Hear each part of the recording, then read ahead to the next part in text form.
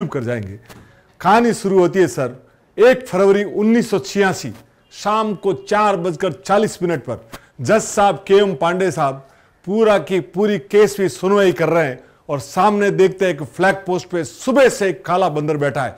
लोग उसको मूंगफली दे रहे हैं, केला दे रहे हैं, पर वो बंदर नीचे देखने को तैयार नहीं है।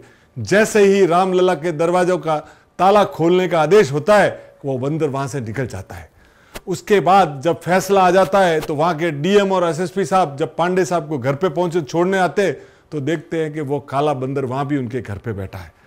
तब उनको जब KM पांडे साहब उनको देखते हैं और तो काले बंदर को जब प्रणाम करते हैं और उनको लगता है कि ये देवीय ताकत थी जो आदेश दिलवा रही थी, और उस दिन के बाद वो काला बंदर कभी देखा नहीं गया।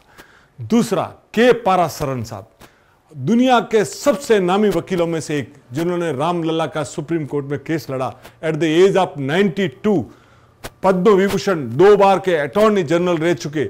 जब वो कोर्ट में आते थे तो बिना चप्पल आते थे। उनको जब जज साहब ने बोला कि आप 92 ईयर्स के आप बैठ जाइए, तो उन्होंने बोला कि मैं बैठूंगा नहीं, भगवान राम का केस लड़ रहा हूं तो मैं खड़ा रहकर बिना चप्पल। और शनिवार की शाम जब ये फैसला आता है 2019 9 नवंबर को, तो वो कहते हैं कि ऐतिहासिक फैसला आया कि रामलला के दरवाजे मंदिर का निर्माण होया जाए।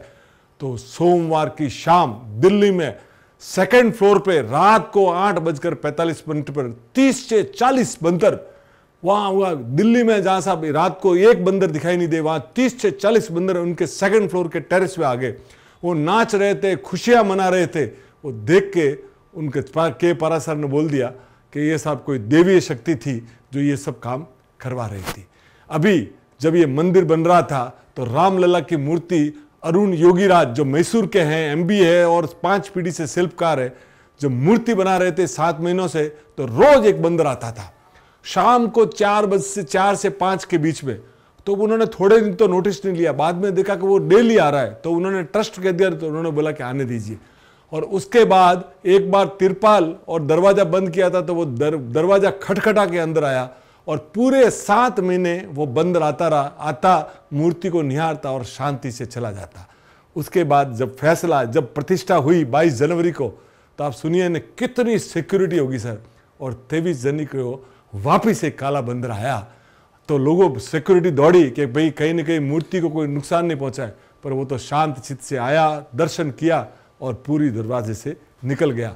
तो साहब हनुमान जी और राम का, और आपको ध्यान है हनुमानगढ़ी में जब RDX रखा गया था और पूरा हनुमानगढ़ी को उड़ाने की बात थी, उस समय आपने देखा होगा कि हनुमान जी बंदर के रूप में आए और वो वाटर कूलर के ऊपर तारगढ़ खोल के चले गए थे। तो साहब अयोध्या की रक्षा महावीर हनुमान करते हैं। बोलो सियावर रामचंद्र की जय।